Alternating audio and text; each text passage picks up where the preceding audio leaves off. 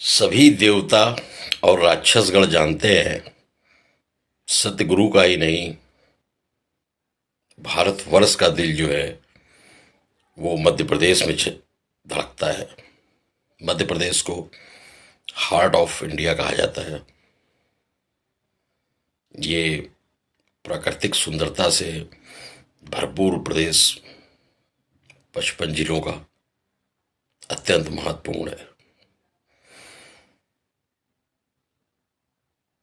अंग्रेजों ने कुछ इसकी अवहेलना की, कुछ इस पर ध्यान नहीं दिया। मध्य प्रदेश पर कहा कि ये लैंड लॉक्ड है, चारों तरफ से जमीन से घिरा हुआ है, जमीनों से कोई महत्वपूर्ण आने जाने का साधन नहीं है, ज्यादातर लोग आदिवासी हैं। इस तरह से काफी अवहेलना मध्य प्रदेश की और वो परंपरा आज तक चली आ रही है। आज इंदौर को छोड़कर शायद मध्य प्रदेश का मध्य प्रदेश के 55 जिलों में से कोई भी जिला पूर्णतया आधुनिक नहीं हो पाया। जैसा कि हरियाणा का गुड़गांव है, पंजाब का चंडीगढ़ है, हैदराबाद है, साउथ का ऐसा कुछ विकास विकसित इंदौर को छोड़कर कुछ नहीं हो पाया। जबकि ये भारत का दिल यहां धड़कता है, हार्ट ऑफ इंडिया है। हो सकता है कि मेरे इस आग्रह के बाद कुछ पूंजीपतियों का ध्यान मध्य प्रदेश की तरफ जाए, इसके प्राकृतिक सौंदर्य में, इसके संसाधनों में, इसकी मानवीय संसाधनों में। तो कुछ निवेश हो, कुछ रोजगार, कुछ आधुनिकरण हो, क्योंकि 55 जिलों में ज्यादातर प्राकृतिक संसाधन है, खनिज हैं। और अगर हम पर्यटन की बात करें तो उससे, चाहे वो धार्मिक पर्यटन हो या आध्यात्मिक पर्यटन हो, उन नज़रों से भी बहुत महत्वपूर्ण है। मध्य प्रदेश यहाँ स्वयं महाकाल विराजते हैं, स्वयंभू मैहर देवी, पीताम्बरा देवी, तमाम देवी देवताओं के सिद्ध स्थान अत्यंत महत्वपूर्ण है। मध्य प्रदेश के निवासी, मध्य प्रदेश के वासी से मेरा आग्रह है कि इस उपाय को करें। उसके बाद जो पिछड़ापन है, जो आधुनिकीकरण में कमी है, वो इस उपाय से दूर होगी। क्योंकि सतगुरु के दिमाग में कुछ भी अचानक नहीं आता। स्वप्न में कुछ कारण होगा। तो सबसे पहले उज्जैन चलते हैं। पौराणिक कथा है, आप सभी कालिदास को जानते होंगे। एक रानी थी, बहुत घमंडी, अपने बुद्धिमान, अपने संस्कृत के ज्ञान, अपनी बुद्धि से बहुत घमंड था उसको। तो किसी भी ब्राह्मण विद्वान का वो अपमान कर देती थी अपने ज्ञान से।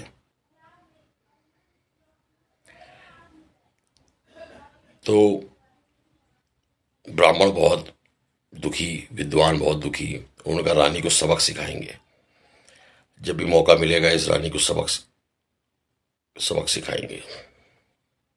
रानी नहीं, राजकुमारी विद्योतमा को।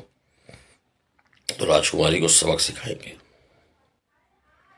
अब राजकुमारी के विवाह का समय था,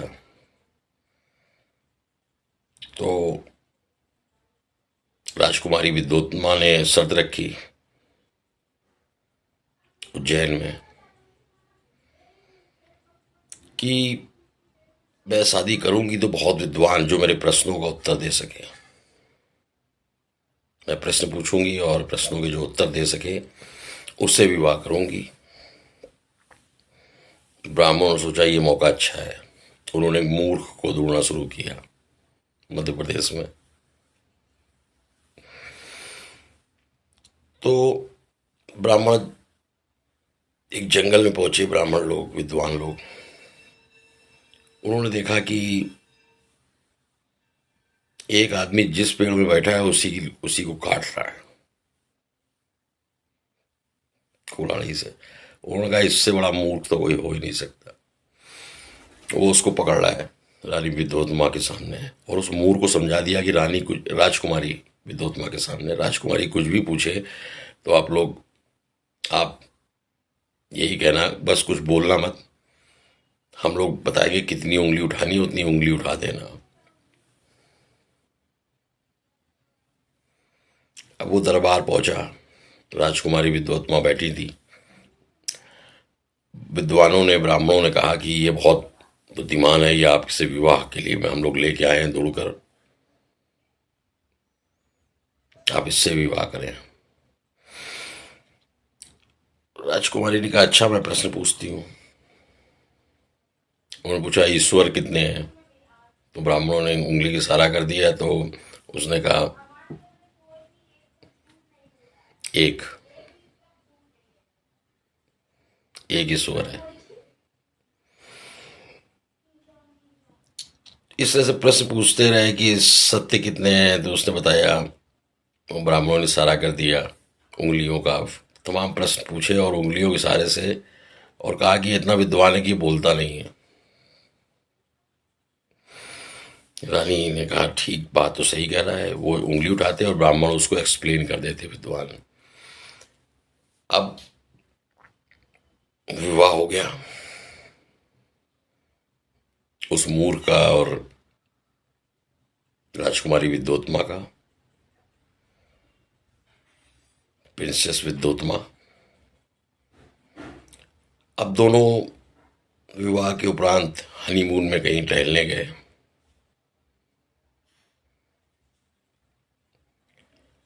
मूर्ख ने देखा कि एक ऊँट जा रहा है, वो उस्ट उस्ट चिल्लाने लगा।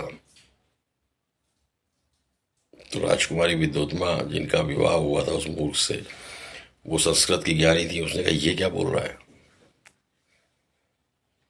इसका मतलब ये इसको कुछ आता ही नहीं, इसको ऊँट बोलना भी ठीक से नहीं आता संस्कृत में। बस उन्होंने जो है उसको डांट फटकार के अपने पति को भगा दिया, राजकुमारी विद्योतमा ने। अब वो मूर्ख क्या करते, उज्जैन में ही गणिका काली, गणकाली, गणिका काली मंदिर पहुंचे। कहते हैं ये मंदिर जो है वो महाभारत काल का है, गणकालिका मंदिर। और यहां पर जो ये मूर्ति है ये सतयुग की है, क्योंकि इसकी कार्बन डेटिंग कुछ अंग्रेजों ने करनी चाहिए कार्बन डेटिंग की, तो कुछ हजार, कई सौ, हजार साल पुरानी होने की उम्मीद है इसकी। अंग्रेजों ने जांच की थी मूर्ति की, कार्बन डेटिंग की थी। मूर्ति का कितने साल पुरानी है पता ही नहीं चल पा रहा है। कार्बन डेटिंग जैसे कि उम्र पता की जाती है वो फेल हो जाती है। तो गणकालिका मंदिर पहुंचे और तपस्या स्टार्ट कर दी मूर्ख ने। बाद में माता काली ने दर्शन दिए और वो बने कालिदास। तो बाद में कालिदास ने तमाम साहित्यों की रचनाओं की रचना की, काव्यों की, ग्रंथों की। तो कालिदास से आप सब परिचित हैं। ये चमत्कार कहाँ हुआ? गढ़ कालिका मंदिर उज्जैन में। तो मध्य प्रदेश वासी ज्ञान, समृद्धि, सद्बुद्धि के लिए गढ़ कालिका मंदिर जाएं। वहां पर गढ़ कालिका माता को एक नींबू चढ़ाएं और उसके उपरांत वो नींबू अपने घर में लाकर रखें। वो सड़ेगा नहीं जब तक रख सके, जब तक दूसरा नींबू ना ले आए वहां से।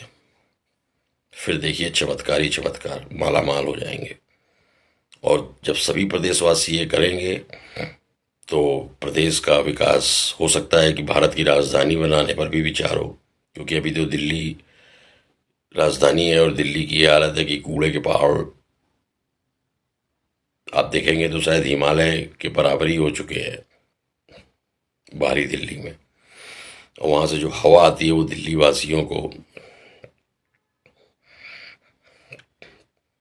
परफ्यूम फ्लेवर, बहुत प्रदूषण है। आप जितना उम्मीद नहीं कर सकते उससे ज्यादा प्रदूषण है। तो मोहम्मद बिन तुगलक ने यह प्रयास किया था राजधानी बदलने का, परंतु उसको पागल कहा गया इतिहास में। दिल्ली से दौलताबाद ले गया था कुछ सुरक्षा कारणों से। पर अब राजधानी बदलने की आवश्यकता इसलिए है कि बहुत ज्यादा प्रदूषण, जनसंख्या घनत्व एक ही प्रदेश में एक ही जगह हो गया है। और विकास अगर करना है तो परिवर्तन तो करना ही होगा, चाहे वो राजधानी का हो, चाहे अपनी मान्यताओं का हो। नहीं तो परिवर्तित नहीं होंगे तो जो होता चला आ रहा है उसी को भोगो। पहले मुगल राज करते रहे, फिर अंग्रेज राज करते रहे। जय श्री श्याम। आप सब लोग नींबू लाएं गढ़ कालिका मंदिर से और आशीर्वाद लें। सब मंगल ही मंगल होगा।